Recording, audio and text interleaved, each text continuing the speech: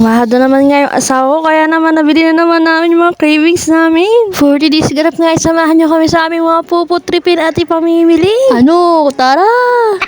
Napupuno na nga yung gallery ko, mga marit-pari, kaya naman i-upload na natin yung mga pinagbibideo natin diyan. Sumahod nga niya yung asawa ko, kaya naman mamimili kami ngayon. At syempre, dahil doon tayo mamimili sa Dali at sa OC, magdadala tayo pang malakasan nating eco ba? Sinama na nga rin pala namin yung dalawang bata para na mapili nila kung anong babaunin nila. Pinakamasarap nga talaga yung pamimili. Mamaya na natin i-compute yung mga gastos. Kaya naman habang mamimili pala, wag na natin isipin yung gastos muna. Para mamaya na lang tayo problema pag nagkulang na. Umistap nga pala dyan si Papa.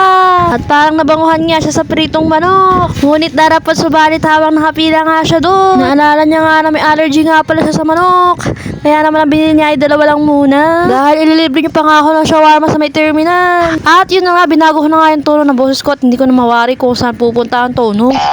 Tapos nga namin pumunta dyan, pumunta na nga muna kami sa may terminal doon sa may shawarma. Alam kasi nasawa ko na favorite ko nga talaga yung shawarma, kaya ito na nga ililibre niya nga ako dito. Salamat! Meron nga silang branch malapit doon sa Skymart, pero dito nga kami sa may terminal pumunta dahil parehas lang naman sila ng pangalan. So ito try nga rin namin dito dahil titignan nga namin kung marami din talaga sila mag-serving o doon lang talaga sa branch na yun. Bali, shawarma na large nga yung in-order namin dyan. 85 pesos nga yung large size nila at punong-puno naman to talaga ng laman. Masasabi ko nga na sulit yung 85 pesos mo at para sa shawarma overload talaga mga Mars and Pars. Tingnan mo naman kung gaano karaming sauce ang nilalagay nila sa bawat isang serving. Di ko nga alam kung talagang marami na siya mag-serving o talagang nagbi-video lang ako, no?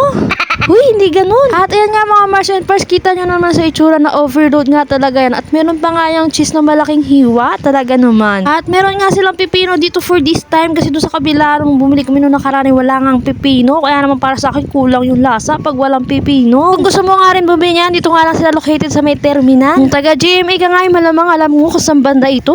Tapos nga namin bumili ng shawarma. Dito naman kami dumiretso sa may Mr. Donut. Ay syempre kung mayroong cravings din yung nanay, may cravings din naman yung mga bata. Dito nga ang brunch na pili namin dahil pwede nga kumain dito sa may gilid at yan nga rin kami kakain na shawarma. At ito nga pumili na nga si Ate May ng donut na kakainin nila. Tapos nga yan mga Mars and Pars, meron nga upuan dito sa may gilid kaya naman dito nga kami kumain ng shawarma. Dito rin talaga ang favorite nilang puntahan kasi masarap nga magtambay dito habang kumakain ng donut. At ayun nga, kain tayo mga Mars and Pars. First bite, unang kagat. Sarap yan mga Mars and Pars. Tingnan nyo naman yung naman yan, oh. Ayan yung cheese, oh, kitang-kita naman guys, oh. Kaya kung ako sa inyo, tikman nyo na rin nga yung shawarma doon. Hindi kayo magsisisi. Ito nga't na-enjoy rin naman ng dalawang bata yung pinili nilang donut. Bali, ito na nga rin pala yung pinaka-banding naming apat. Yung sahod di Papa. Banding-banding din pag may time mga Mars and Pars. Yung simpleng kain-kain nga lang namin sa labas na yan, ay tuwan-tuwa na sila. Sulitin nga natin yung tayo pa yung gusto nilang kasama pag gumagala. Kasi kapag laki na nila, iba na yung gusto nilang kasama. Bumili na nga rin pala kami ng gamot pagtapos namin kumain. Pagtapos nga namin bumili ng gamot, dumiretso kami rito sa Dalet. Namili nga kami ng mga kailangan namin. Kahit nga wala akong dalang listahan yung mga Mars and Pars, nakalista nga sa isip ko kung anong mga kukunin ko dyan. Pagtapos nga namin sa Dalet bumili, dumiretso naman kami rito sa OSave. Halos parehas lang naman sila ng mga presyuhan. Yun nga lang, may mga bagay nga talaga kami nabibili sa Dalet na sa Dalet lang talaga namin nabibili. At meron din naman kaming binibili sa OSave na doon lang talaga namin sa OSave nabibili. Kaya naman talaga magkahiwalayan kung minsan kapag namimili kami. At meron din naman binibili sa grocery na wala sa Dalet at sa OSave. Talaga naman.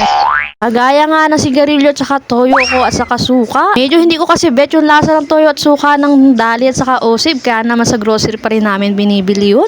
At ito nga pala lahat ng pinamili namin, o diba kahit ang laki ng eco bag ko, binaks pa nga rin ni Papa. Mauwi na nga kami mga Mars and Pars. At pag uwi nga sa bahay ay magluluto pa at magkukumpyuta ng mga gastos sa bahay. Kayo ba mga Mars and Pars, paano ba kayo kapag sumasahod yung mister nyo? Kayo lang ba nag-handle o parehas kayo nag-iisip kung paano gagawin sa pera? Dito ko na nga rin pala tatapusin ang mini vlog. Salamat sa panonood. See you my next vlog. Bye-bye!